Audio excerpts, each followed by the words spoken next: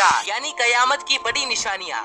नबी करीम सल्लल्लाहु अलैहि वसल्लम ने कयामत से पहले 10 बड़ी निशानियाँ बताई और ये सब निशानियाँ एक दूसरे के साथ जुड़ी हुई है। जैसा कि नबी करीम सल्लल्लाहु अलैहि वसल्लम ने इरशाद फरमाया कि कयामत की निशानियाँ तस्बीह के दानों के मानित है। जब एक तस्बीह टूटती है तो उसके तमाम दाने एक के बाद एक गिरते चले जाते हैं। कयामत की निशानियाँ भी तस्बीह के दानों के मानित है। जैसे ही एक निशानी पूरी होगी बाकी निशानियाँ भी एक के बाद एक पूरी होती चली जाएगी। हज़रत हुज़ैफा रज़ी अल्लाह ताला अन्हु से रिवायत है, एक दिन रसूलुल्लाह सल्लल्लाहु अलैहि वसल्लम हमारे पास आए। उस वक्त हम लोग कयामत की निशानियों के बारे में गुफ्तगू कर रहे थे तो रसूलुल्लाह सल्लल्लाहु अलैहि वसल्लम ने इरशाद फरमाया कि कयामत उस वक्त तक कायम नहीं होगी जब तक तुम ये 10 निशानियां जाहिर होते न देख लो। और फिर रसूलुल्लाह सल्लल्लाहु अलैहि वसल्लम ने उन 10 निशानियों का जिक्र इस तरतीब से किया।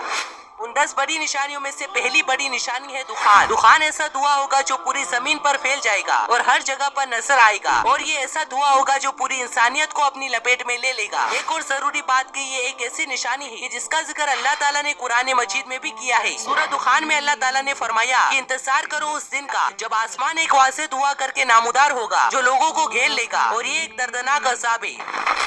अब दूसरी बड़ी निशानी जो रसूलुल्लाह सल्लल्लाहु अलैहि वसल्लम ने बताई वो है दज्जाल। दज्जाल का फितना तारीख इंसानी का सबसे बड़ा और बदतरीन फितना है और इस बात का अंदाजा भी इस बात से लगाया जा सकता है कि हर नबी ने अपनी उम्मत को इस फितने से डराया है। दज्जाल का मतलब है धोखेबाज, फरेबी, मक्कार, यानी कि हक और बातिल को मिक्स कर देने वाला, कि पता ही न चल सके कि हक कौन सा है और बातिल कौन सा। और रसूलुल्लाह सल्लल्लाहु अलैहि वसल्लम ने इरशाद फरमाया कि मक्का और मदीना के अलावा कोई ऐसा शहर नहीं होगा जिसे दज्जाल रोंगता हुआ यानी तबाह करता हुआ न गुजरे। अब तीसरी बड़ी निशानी जो रसूलुल्लाह सल्लल्लाहु अलैहि वसल्लम ने बताई वो है दाब्बतुल अर्द यानी कि जमीन का जानवर। इस जानवर का जिक्र अल्लाह ताला ने कुरान मजीद में भी किया है। जैसा कि सूरह अल-नमल के अंदर अल्लाह ताला फरमाता है, और जब कयामत का वादा पूरा करने का वक्त आ जाएगा तो उस वक्त हम लोगों की इबरत के लिए जमीन से एक अजीबो गरीब जानवर निकालेंगे जो लोगों से बातें करेगा और कहेगा कि अब कयामत करीब आ गई है। ये जानवर हम जमीन से इसलिए निकालेंगे ताकि लोग हमारी निशानियों का यकीन नहीं करते थे। ये एक ऐसा जानवर होगा जो मुनाफिकों और मुसलमानों को निशान लगाकर अलग अलग कर देगा और उसके बाद मुसलमानों और मुनाफिकों का फर्क बिल्कुल वाज़ेह हो जाएगा।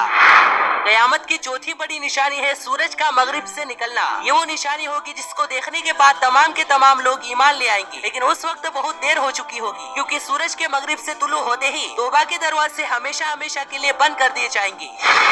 कयामत की पांचवी बड़ी निशानी जो रसूलुल्लाह सल्लल्लाहु अलैहि वसल्लम ने बताई वो है ईसा इब्ने मरियम अलैहिस्सलाम। जब दज्जाल का फितना उरूस पकड़ेगा तो हजरत ईसा अलैहिस्सलाम का नुज़ूल होगा। जब दज्जाल हजरत ईसा अलैहिस्सलाम को देखेगा तो ऐसे पिघलने लगेगा जैसे नमक पानी में पिघल जाता है। फिर हजरत ईसा अलैहिस्सलाम दज्जाल को कत्ल करेंगे और फिर इस दुनिया में अल्लाह के हुक्म से अमन कायम करेंगे।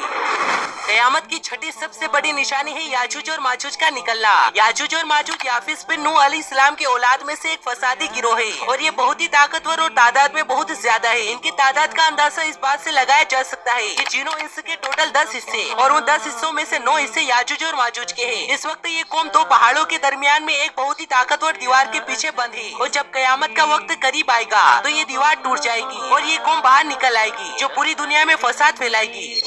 इसके बाद कयामत की 7वीं, 8वीं और 9वीं निशानी 3 ऐसे जलजलों की सूरत में आएगी जो पूरी दुनिया को हिला देंगे। इन जलजलों में से पहला जलजला मशरिक में आएगा, दूसरा मगरिब में, तीसरा जजीरे अरब में। और ये जलजले आम जलजलों की तरह नहीं होंगे बल्कि ये बहुत ही शदीद और बड़े जलजले होंगे और इनकी शिद्दत इतनी ज्यादा होगी कि पूरी दुनिया इनको महसूस करेगी।